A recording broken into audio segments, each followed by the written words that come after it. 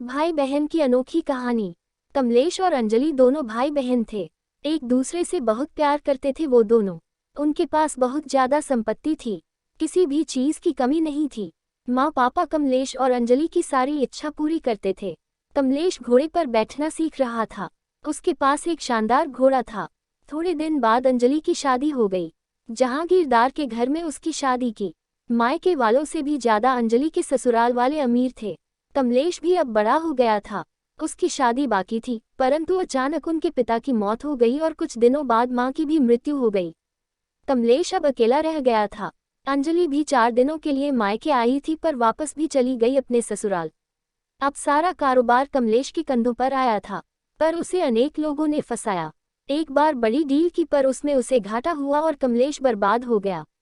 उसकी खेती जब्त हो गई, घर की नीलामी हो गई। ऐशो आराम में रहने वाला कमलेश अब उसके बुरे दिन आ गए।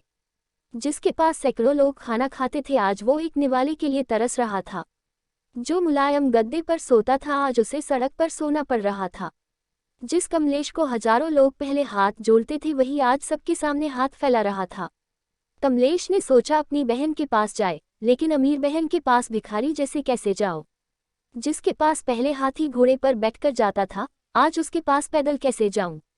जरी के पोशाक में पहले जाता था वहां अब फटे हुए कपड़े में कैसे जाऊं। परंतु कमलेश मन में बोला प्यार अमीरी और गरीबी नहीं देखता। मेरी बहन मुझे अपने पास क्यों नहीं आने देगी भला। मुमकिन नहीं है ये कि वो मेरी हालत की वजह से मुझे धिक्कारे। वो बहन के पास गया, दरवाजे में खड़ा हुआ। ऊपर छत से बहन देख रही थी। कमलेश ने ऊपर देखा पर बहन अंदर चली गई। कमलेश को लगा बहन नीचे मिलने के लिए आ रही होगी पर कोई आया नहीं।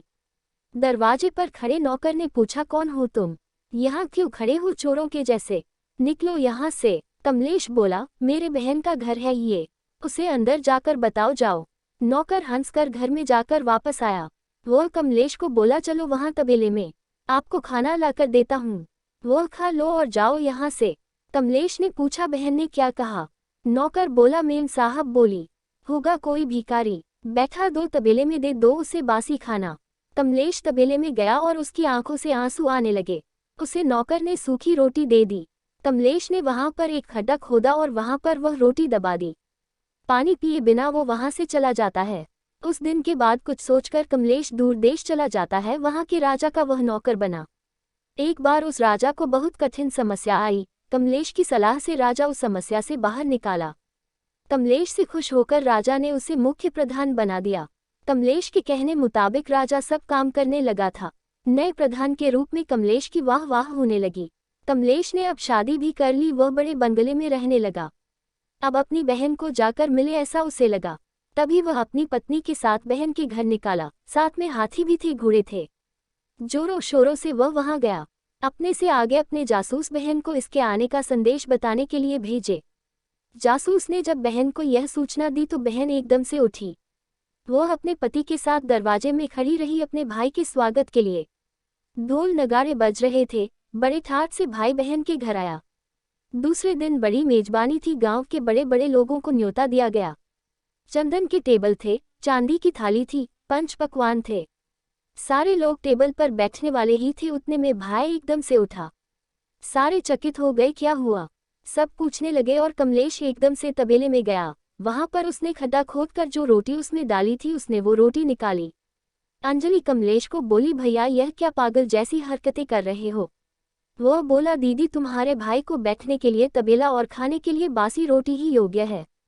यह सब भाई के लिए नहीं है, यह मेजबानी भाई के लिए नहीं है, यह सारा मान सम्मान भाई के लिए नहीं। यह सब तुम मेरे पैसों की वजह से कर रही हो। यह सब सुनकर अंजलि को अपने उस बुरे बर्ताव की याद आई जो कभी उसने अपने गरीब भाई के साथ किया था। उसे अपने किए का पछतावा होने लगा। उसने कमलेश के पैर पकड़े और बोली भैया भूल हो गई मुझसे, आप अपनी इस नादान बहन को माफ नहीं करेंगे क्या? वापस नहीं करूंगी, आपके प्यार को नहीं भूलूंगी भैया, क्षमा करो और मुझे। घर में चलो भाई। कमलेश ने अंजलि के आंसू पोंछे। वापस कभी भी अंजलि ने किसी को भी तुच्छ नहीं समझा। बाहर की संपत्ति जो आज है कल नहीं, सच्ची संपत्ति प्यार है, वो कभी भूलना नहीं चाहिए। ऐसे वह सभी को बोलती रही। ऐसी ही और कहानियों को सुनने के लिए चैनल को सब्सक्राइब करें और वीडियो को लाइक करना ना भूलें। धन्यवाद।